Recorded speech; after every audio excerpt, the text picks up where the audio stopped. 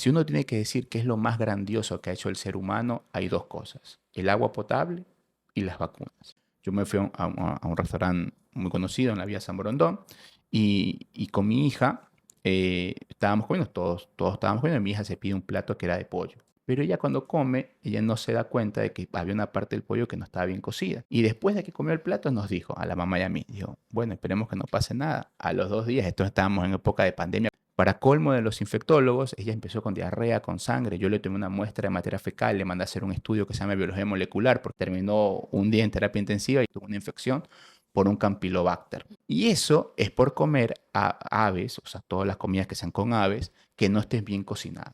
Todos los días íbamos a la morgue y veíamos cómo incrementaba los cuerpos, cómo iban aumentando. Hay la introducción de un serotipo nuevo de dengue.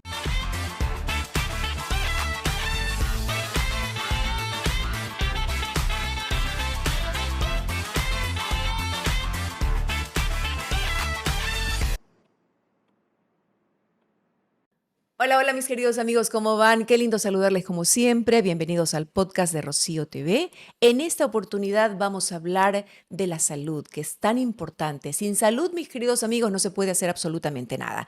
Ahora en Guayaquil estamos en el Ecuador en etapa invernal y pues vemos algunas enfermedades infecciosas ocasionadas por microorganismos que pueden ser virus, bacterias, parásitos, hongos. Por eso tenemos aquí el especialista para hacerles las preguntas. ¿Cuáles son las enfermedades infecciosas? ¿Qué enfermedades infecciosas se ven más? ¿Cómo debemos identificarlas? ¿Cómo debemos tratarlas? Y lo más importante, prevenirlas. No esperemos más, vamos a presentarles entonces aquí a nuestro amigo, el infectólogo Andrés Díaz. Andrés, qué gusto tenerlo por acá. Bienvenido. Bueno, muchísimas gracias por la invitación. La verdad es que un placer poder estar acá con ustedes. Muchísimas gracias. Vamos a aprovechar esta oportunidad de poder conversar para que al final de esta conversación que sostengamos nosotros, quienes nos escuchan, quienes nos ven, tengan un insumo para poder identificar una enfermedad infecciosa. Empecemos por lo principal. ¿Qué es la infectología? Bueno, la infectología es la rama de la medicina que se encarga de ver, de tratar, de diagnosticar y prevenir todas las enfermedades que tengan que ver con infecciones, sean, como bien dijo usted, por virus, parásitos, bacterias, hongos. Dentro de todo eso es una especialidad que se cruza con todas las especialidades de medicina, porque, ejemplo, si el neurólogo tiene un paciente que tiene una infección en el cerebro, puede llamar al infectólogo. Si el cardiólogo tiene un paciente que tiene una infección en el corazón, llama al infectólogo, y así todas las otras especialidades. Y yo aprovecho esto porque siempre es bueno, y esto es una frase que siempre utilizo en todas las cosas, que el mejor camino para la prevención es la educación. Y esto forma parte de educar a la gente. Creo que con mensajes cortos y concisos vamos a poder llegar a mejor persona. ¿Mm? Estoy totalmente de acuerdo con usted.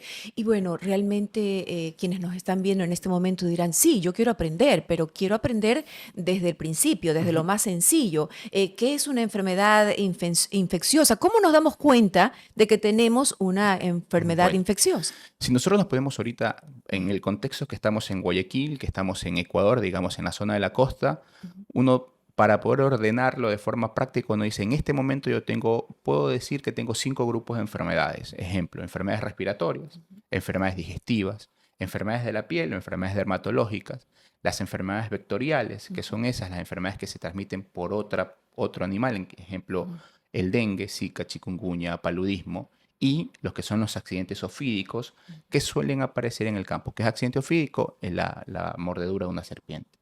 Entonces, pero eso suele aparecer en las zonas más rurales y no en las urbanas.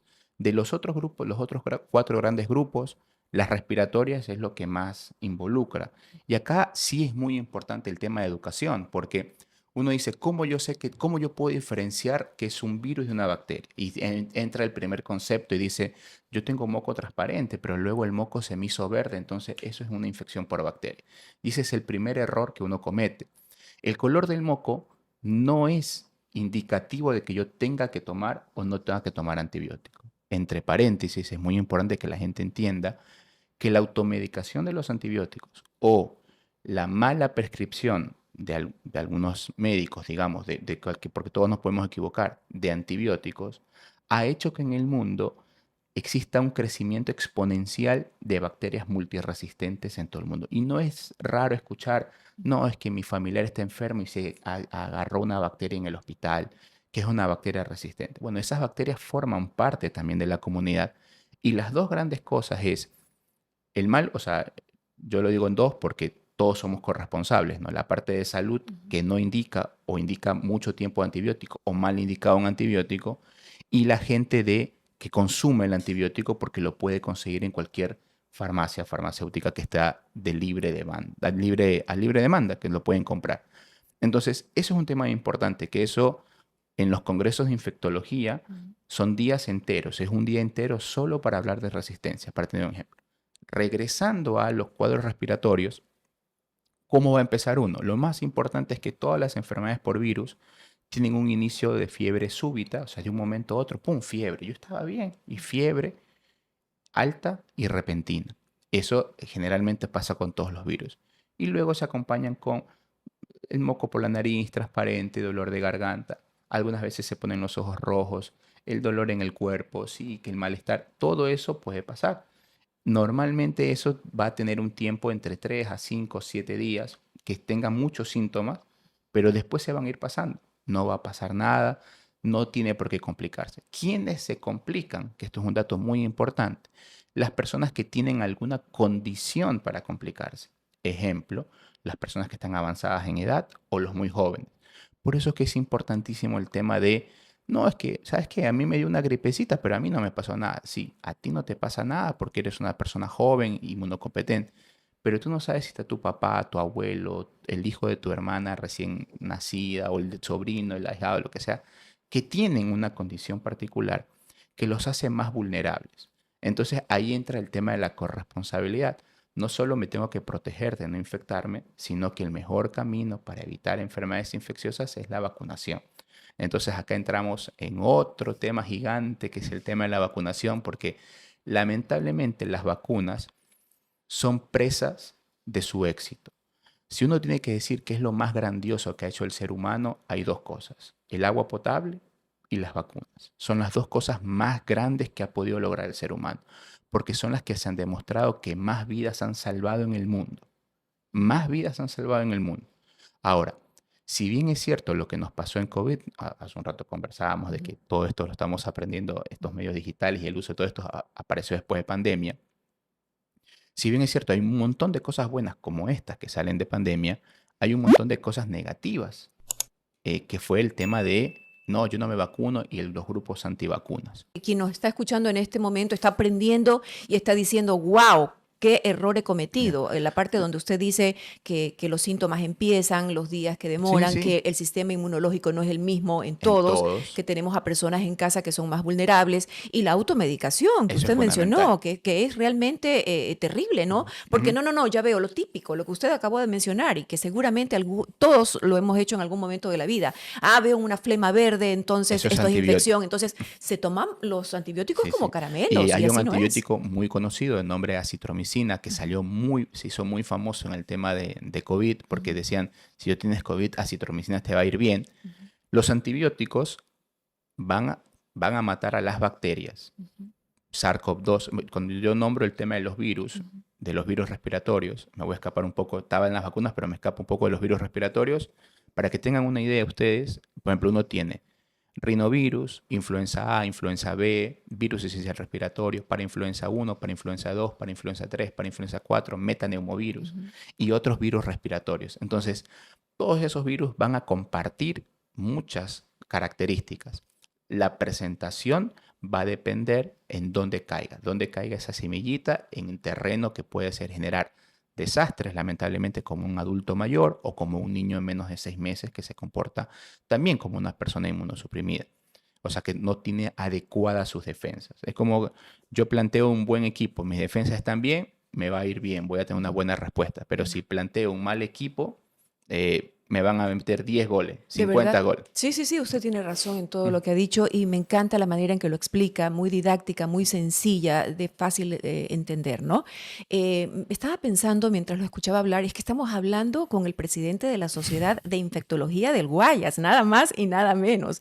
Estamos hablando con alguien que sabe muchísimo de esto, con una amplia experiencia. Y lo escuchaba mencionar la parte de la automedicación. Ujú. no, que estos procesos de infección tienen Son su limitados, etapa, son ¿ya? Sí, limitados. pero también hay un momento en que dices, a ver, yo no debo dejar que esto pase en casa Así cuidándome es. solo. ¿Cuándo debe el Vale. paciente decir, es momento de visitar al Ya. médico, es momento de... Eso es muy buena pregunta porque Ujú, es la típica. ¿Cuándo consulto?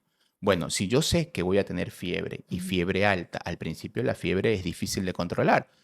Dice, no, me tomé la pastilla para la fiebre, el típico paracetamol, y no me mejoró. Yo le digo a la gente, bueno, date un baño, no con agua helada, ujú, como hacían los abuelos de antes, meter en una tina con hielo, así no funciona.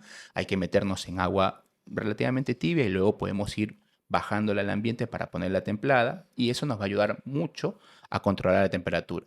Tanto así que, por ejemplo, yo les cuento como la experiencia en los pacientes de terapia intensiva.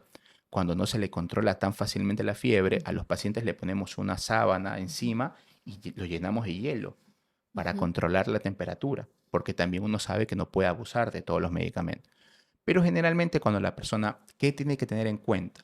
Una persona luego de 3 4 días, si persiste una fiebre alta y ujú, continua, si yo empiezo a respirar mucho más rápido, es importante cuando, digamos, estamos todos nosotros acá, nosotros estamos respirando, respiramos entre 15 a 20 veces por minuto. ujú, Pero cuando hacemos ejercicio estamos, bueno, cuando yo empiezo a respirar cada vez más rápido, quiere decir que mi cuerpo está necesitando más cantidad de oxígeno, más cantidad de aire, podemos decirlo de una forma más sencilla, ujú. y yo necesito, entonces esa necesidad que yo tengo más de aire me habla de que algo más, algo está pasando por dentro. Entonces, si yo después de 4 días, fiebre persistente, sabes que siento que me falta más el aire, me canso más rápido. Yo antes de que empecé sí estaba cansado porque me dolía el cuerpo, pero me levantaba de la cama, iba al baño tranquilo. Ahorita no me puedo ni Ujú. siquiera levantar de la cama porque me falta el aire. Ojo con eso, porque ahí sí hay que consultar rápidamente. Muy importante ese dato porque uno dice, no, mira, algo está pasando Ujú, acá.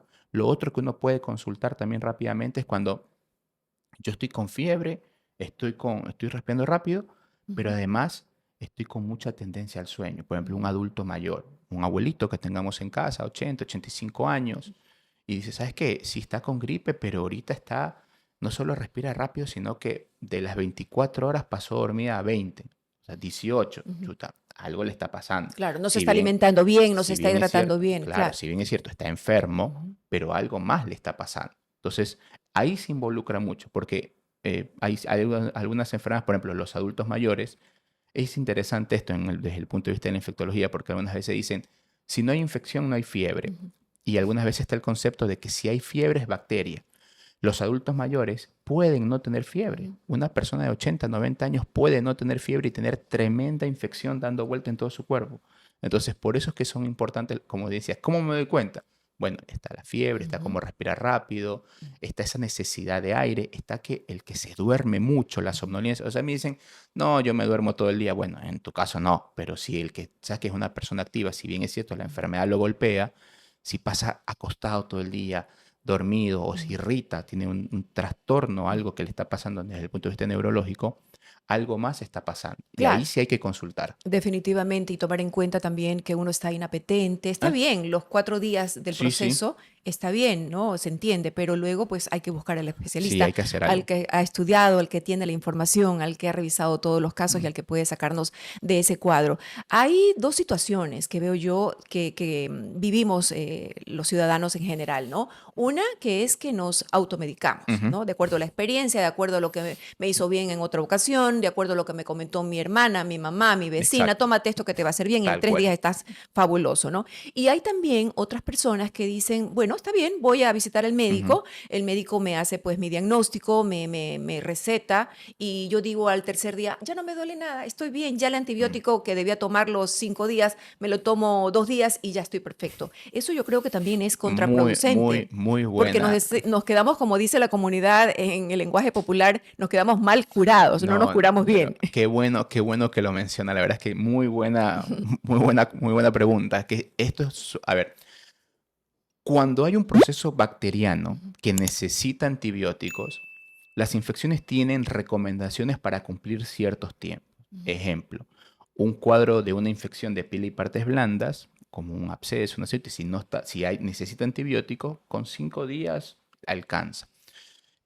Cuando una persona tiene un absceso dentro del abdomen y el cirujano lo drena, luego de que el cirujano lo drena, 4 días está demostrado que alcanza. Ujú. ¿Y por qué importa mucho el tema de los tiempos? Porque se dieron cuenta en el mundo que más tiempo de antibiótico no es beneficioso comparado desde el punto de vista de atacar el cuadro infeccioso. ¿Qué tiene? Tiene más inconvenientes. Dar más tiempo de antibiótico tiene más efecto adverso al antibiótico, se altera más la flora intestinal y no tiene ningún beneficio. Pero cuando yo digo que me tomo un antibiótico, esto suele pasar mucho con el tema de las infecciones gastrointestinales, que también lo mencioné, que es algo, no es que comí algo en la calle y me dio un cuadro de diarrea y me tomé un antibiótico, bueno, la gente debe saber, cuando no lo puedo nombrar, pero la gente va a saber qué antibiótico es el que toman, que empiezan con B, y dicen, me lo tomé Ujú. y me tomé 2 dosis o me tomé 2 días y ya estoy bien. Bueno, si yo estoy bien después de una dosis, ese medicamento ni siquiera la golpeó a la bacteria. O sea, tuve otra cosa y no era algo bacteriano. Y entre paréntesis, ¿cómo yo me puedo dar cuenta o tener una idea más o menos? No siempre funciona así porque medicina no es exacto, pero si yo tengo una infección gastrointestinal que necesito antibióticos, generalmente las exposiciones van a tener, la diarrea va a tener moco, pus o sangre. Entonces dice, mira, ahí yo tengo una Ujú. sospecha, como que presta pele el ojo porque ahí Ujú. tengo una Ujú. sospecha de que puedo tener una infección por bacteria. Si yo comí algo, me dio fiebre, tuve diarrea, vómito, también existen estas toxinas, que son toxinas productos de bacterias, que una vez que mi cuerpo las elimine, ya sea por arriba o sea por Ujú. abajo, por eso dice, estoy vomitando peor que el exorcista, sí, una vez Ujú. que botas todo por arriba y por Ujú. abajo, las personas se van a sentir bien porque eliminaron las toxinas. Pero ahí vamos al camino de la prevención. ¿Qué hago eso? Comer en lugares donde Ujú. medianamente la comida, sé que tengo conocimiento de que está bien preparada, lavo los alimentos, lavo la fruta, la verdura, la cocino bien, trato de no evitar comida cruda. A mí me pasó una situación bastante que mi hija terminó en terapia intensiva. Yo les comparto siempre porque es bueno aprender. Yo me fui a un restaurante muy conocido en la vía San Borondón y con mi hija estábamos comiendo, todos estábamos comiendo y mi hija se pide un plato que era de pollo, porque mi hija prefería el pollo, mi otra hija la carne y ella el pollo. Pero ella cuando come, ella no se da cuenta de que había una parte del pollo que no estaba bien cocida. Y después de que comió el plato nos dijo a la mamá y a mí, dijo, bueno, esperemos que no pase nada. A los 2 días, esto estábamos en época de pandemia, cuando recién ya habíamos salido para que la Oh. gente empiece a abrir los negocios y todo. Bueno, para colmo de los infectólogos, ella empezó con diarrea, con sangre. Yo le tomé una muestra de materia fecal, le mandé a hacer un estudio que se llama biología molecular porque dije, algo está pasando. Me la llevé a la clínica, terminó un día en terapia intensiva y yo, gracias a Dios, bueno, le hice el diagnóstico y tuvo una infección por un Campylobacter. Y eso es por comer aves, o sea, todas las comidas que sean con aves, que no estén bien cocinadas, bien cocidas. Entonces, es importantísimo. Alguien me dice, no, es que yo como la carne, bueno, la carne de res no va a haber ningún problema si la come media, 3/4. Hay gente que no la come, hay gente que sí la come. No hay ningún problema. Pero las aves tienen que estar bien cocidas. Ahora, el cerdo, sí, es verdad, también hay que cocerlo bien, pero hay cerdos que, dependiendo de los lugares, en otros países los venden como también para consumo que no estén bien cocidas porque Ujú. son cerdos tratados de una manera especial. Ojalá, en algún momento capaz llega también al país esa moda, esa cultura de comer también el cerdo un poco, porque hasta ahora si yo como cerdo en algún lugar, bien cocido cerdo y bien cocido pollo. La carne sí, viví 10 años en Argentina, la como con un poco más de sangre que otras personas, pero eso sí. Bueno, excelentes recomendaciones, porque hay que cuidarse, sobre todo hay que prevenir. Usted mencionó el tema de la pandemia y Mm, hablamos del COVID. El COVID nos arrinconó, nos arrodilló, nos tomó por sorpresa, sobrepasó toda expectativa, se llevó a mucha gente querida, a ujú. nuestros familiares. Fue realmente traumático. Todavía hablar de COVID nos estremece y más nos estremece, querido doctor, que estamos escuchando de muchos casos de COVID. Rápidamente, ¿cuál es su balance de la situación como epidemiólogo? ¿Hay más casos? ¿Son casos diferentes? ¿Son nuevas cepas? ¿Qué está Bueno, pasando respecto a este tema? COVID le dio, como dirán los basquetbolistas, un golpe al tablero en el cuanto al tema de las infecciones respiratorias. Ujú. Porque si bien es cierto, COVID al inicio era decir tener COVID era sentencia de muerte Ujú. para muchos, la verdad, y para nuestros familiares también. Era Yo, terapia intensiva e intubación y chao, en la mayoría de yo, los yo casos. Qué siempre, duro. yo en ese momento era el jefe yo cuando recién, Ujú. voy a cumplir 6 años en el país. Cuando yo llegué, apenas llegué, pude entrar a un hospital público, el hospital más grande de acá de la ciudad de Guayaquil. Y yo recuerdo que en esos momentos tenía que coordinar de diagnóstico que se hacía, me preguntaban sobre tratamiento, no había, eran más dudas, que era incertidumbre total. Y yo me acuerdo que con dos amigos que estábamos en el hospital, uno era intensivista y el otro era cirujano, pero nos estábamos haciendo cargo de la parte del hospital, todos los días íbamos a la morgue y veíamos cómo incrementaba los cuerpos, cómo iban aumentando. Yo decía, y fue un golpe brutal porque todos los días yo tuve insomnio 2 semanas, contestaba los mensajes de todo el mundo que me escribía. Era la primera vez que vi que WhatsApp me decía, tenés más de 1000 mensajes, contesta. O sea, una vaina, No, y esa el era. agradecimiento y el Pero, reconocimiento de la comunidad a los médicos que estaban en primera línea y nosotros como comunicadores, yo también mm, estaba en esa época en un medio de comunicación, nos íbamos a dormir con una noticia terrible de que mucha gente querida había claro, fallecido y al no día se siguiente sabía y al día también siguiente. nuevamente era otra noticia lamentable, Sí, no, momentos no muy había, duros. había Ujú. gente que no tenía tiempo, dice, hoy mi hermano, mi tía, no había Así tiempo ni es. siquiera para el duelo de Nada, nada, o sea, nada, fue fue, terrible. fue- Yo sí creo que fue algo que nos traumó a no, todos, que no, todavía sí, no nos recuperamos y va a ser no, muy difícil olvidar eso. Pero ¿cómo está la situación actual? bueno, En cuanto ahora, a casos de COVID? lo bueno es que todo eso que ya pasó, Ujú. todo eso ya pasó, digamos, Ya. ya está. Y COVID evolucionó en un momento, me acuerdo que ustedes se van a acordar que era el tema del alfabeto griego, que alfa, beta, delta, Ujú. gamma, ya Uy, estábamos sí, Dios mío, ya cansados no con ya, sabemos por qué le bueno, trabamos. ya aprendimos todos el alfabeto griego. Ujú. ¿Qué pasó? Llega Omicron y Omicron le da, muta de una forma tal cual que se hace predominante. Y esa es vamos, la variante que ahora predomina en el mundo. Y tanto así que ahora Omicron se subdivide, tiene subvariantes, y eso es lo que está dando vuelta. Antes se vacunaba para la cepa original, para Omicron, y actualmente las vacunas desde hace más o menos año y medio están recomendadas que son las vacunas monovalentes, o sea, directamente Ujú. para Omicron. Uno puede decir que actualmente tener COVID una persona puede morir. Sí, una persona puede morir. Pero la realidad es que ya no tiene casos de mortalidad como hace 3 4 años Ujú. atrás. Sí vamos a tener COVID, llegó para Ujú. quedarse, eso también es importante, pero forma parte de cuadros respiratorios comunes. Pero volvemos a lo mismo.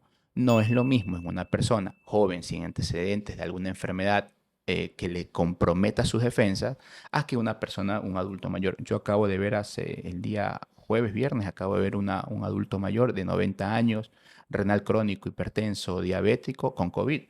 Hasta ahora vamos bien. Sí, Pero, sí, pero no es, yo lo planteaba hace 4 años atrás y decía, Diosito, bueno, claro.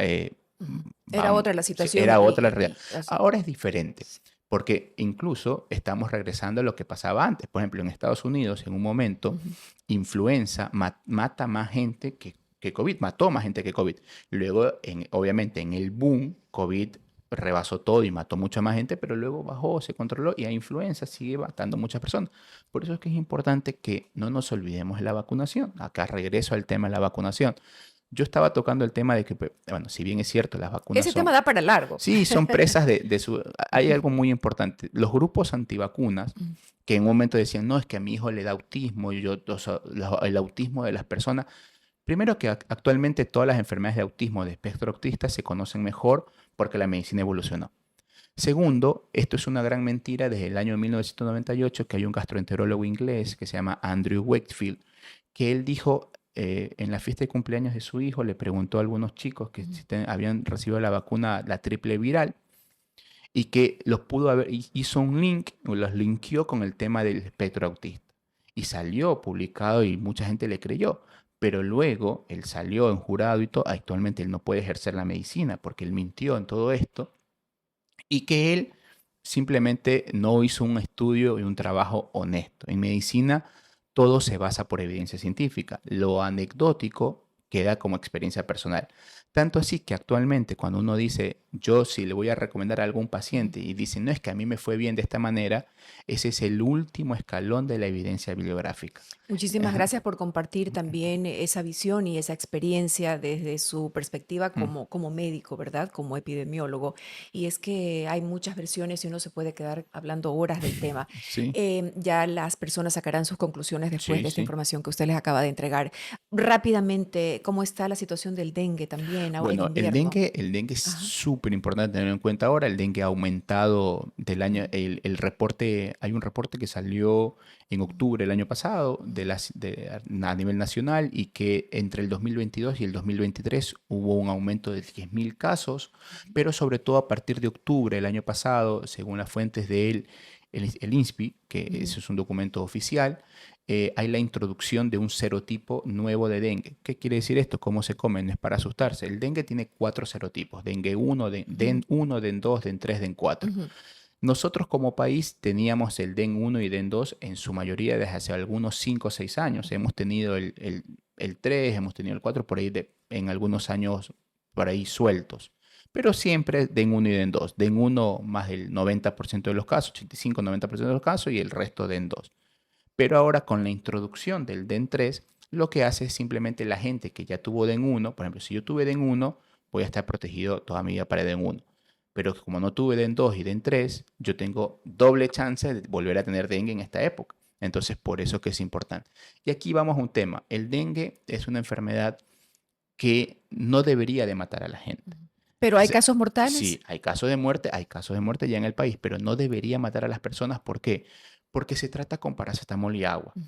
Lo más importante es lo que hablábamos hace un momento, la Ujú. automedicación. Acá no es con antibióticos, sino con analgésicos, con los que se conoce la familia de los antiinflamatorios no esteroides, los AINES. Puedo nombrar, pues son nombres Sí, por favor, genéricos: por favor. ibuprofeno, naproxeno, diclofenac, meloxicam, diclofenac. Todos esos que sirven para el dolor, yo no los debería de tomar en este momento. Deberían estar, o sea, no deberían venderse fácilmente a menos que uno diga, tienen una indicación, una receta médica. Eso en un momento funcionó en el país, se lo hizo hace algunos años atrás. Y que solo con paracetamol. El dengue ya no se conoce más como dengue clásico y dengue hemorrágico. Eso cambió hace mucho tiempo atrás y ahora se conoce como dengue sin signos de alarma, dengue con signos de alarma y dengue grave. El dengue que antes la gente decía dengue clásico es el dengue sin signo de alarma, que típicamente fiebre alta súbita, como mencioné en el cuadro el tema de los virus, porque el dengue también forma parte de un virus, es un virus. Dolor muscular, la gente antes le decía el dolor quebrantahueso, la fiebre Oh, quebrantahueso, sí. pero da mucho dolor muscular. Y una característica muy importante para decir cómo reconozco un cuadro respiratorio de dengue: el dengue suele dar mucho dolor detrás de los ojos. Los cuadros respiratorios no, me puede dar dolor de cabeza y todo, pero la gente dice, siento algo detrás de los ojos. Bueno, piensa en dengue. Fiebre alta, súbita, piensa en dengue. Entonces, eso es un dato como para tenerlo en cuenta ahora. Y lo más importante es que el dengue se vive por etapas, pero para que la gente entienda, la primera etapa es la etapa de la fiebre y esta etapa suele durar, perdón, entre 3 y 4 días. Los libros dicen que es de 2 a 7, pero en promedio de 3 a 4 días cuando la fiebre se va. Dice, yo tuve 3 días con fiebre mal, pero al cuarto día ya no tengo fiebre. Bueno, ahí es cuando tengo que estar más atento porque empieza una fase crítica, que es la que si no me hidrato, me puedo complicar. Y ahí es cuando la persona dice, a ver, ¿qué puedo saber? ¿Qué debo de conocer? Si yo después de 4 días de fiebre súbita empiezo con un dolor abdominal intenso, Ujú. sobre todo en el epigastrio es lo que comúnmente se conoce como la boca del estómago, pero se dice Ujú. epigastrio. Vómitos impresionantes, dice, ¿sabes que estoy vomitando y me duele la panza? Bueno, ojo con eso, Ujú.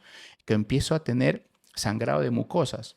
¿Sabes que yo no me sangraba, pero estoy sangrando por la nariz, las encías, hice caca con Ujú. sangre? Ojo con eso, que si voy al otro extremo, que si me desmayo fácil, me desmayo. Y el otro es que si estoy una persona adulto mayor, se pasa mucho tiempo dormido o se irrita mucho desde el punto de vista neurológico, teniendo esas 5 cosas presentes, las otras 3 las tiene que buscar el médico cuando, otras 3 más que se Ujú. llaman los signos de alarma, las tiene que buscar el médico cuando recibe al paciente en la consulta, son importantísimas.